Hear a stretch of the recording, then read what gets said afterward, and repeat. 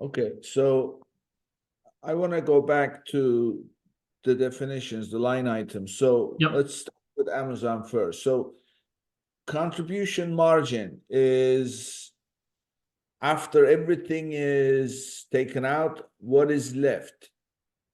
Or is it after everything is taken out except advertising? Yeah, so folks use these terms a little bit differently in e-commerce. But I think the easiest way to run a business is to optimize around contribution margin being all costs before advertising is taken out. So essentially, all of your sales minus the sort of COGS and landed costs of shipping the items, minus any marketplace fees, right? So in Amazon's case, those are FBA and storage fees. That definition of contribution margin, I believe, gives you the cleanest way to understand exactly how much you can spend on advertising and still be profitable. Okay. So so I heard you mention 30 to 50% contribution Yep. margin. 30%, I can see that's it's pretty weak, Yep. right?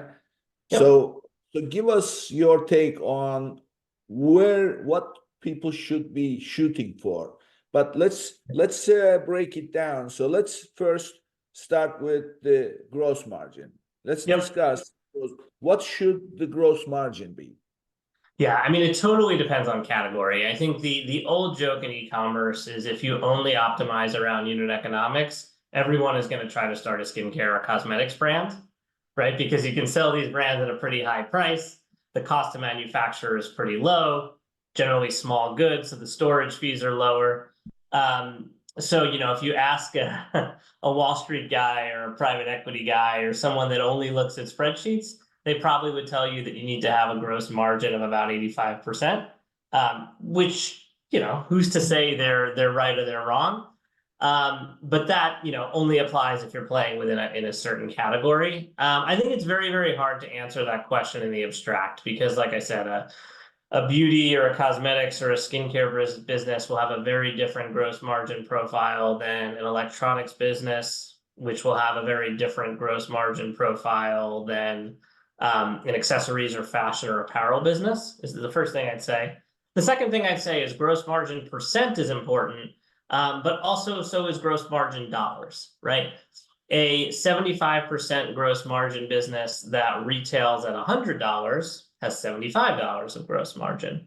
A 90% gross margin business that retails at $50 has $40 of gross margin, or sorry, $45 of gross margin to play with. So I think both the absolute dollars and the percentages matter here. What matters so much is not necessarily an absolute metric that I think sellers should be shooting for. But you want to have, I would say, at least a 50th percentile gross margin or better in your category, right? You Yeah. want the basic economics of your business to certainly be above the average seller, specifically if you're competing with operations that are coming direct from China. Because, gross margin is the one metric that every single thing is downstream of. So you're really starting behind the eight ball if, your gross margin profile is lower than most. And you mentioned for contribution margin, which again, as a reminder, is gross margin minus any of the sort of marketplace shipping and storage fees before advertising. You're right. In most categories, 30% contribution margin is quite difficult because it doesn't give you a lot of room to advertise and still be profitable. But in some categories, that is just sort of the reality of what a great number would be, right? If you're looking at very, very large goods, for example, if you're selling on Amazon, you're probably going to kind of only have a contribution margin of 30 to 35%. So I think what's important is more how you're doing relative to the competition, and relative to how dependent your business is going to be on advertising. Do the baseline economics still work out for you to be profitable?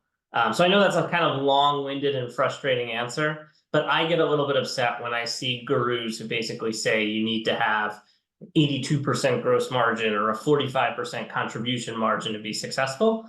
Because yeah, that's true in some categories. But obviously, every category And really every product on Amazon is kind of its own business. And the unit economic dynamics that, you know, impact an apparel business that sells primarily through Amazon are wildly different than one that impacts a skincare business that sells primarily direct to consumer. Yeah. Well, I mean, you cannot dictate gross margin.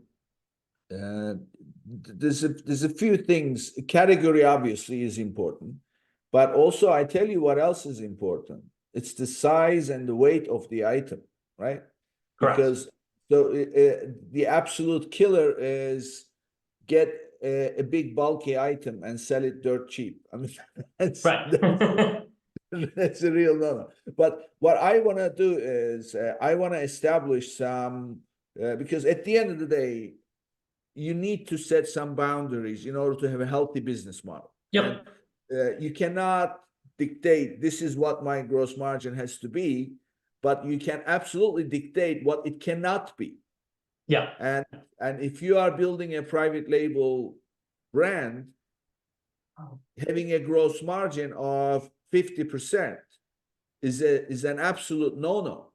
Correct. Like any Correct. client that I work with, I tell them that their landed cost cannot be more than at most 35%, which gives you a gross margin of 65.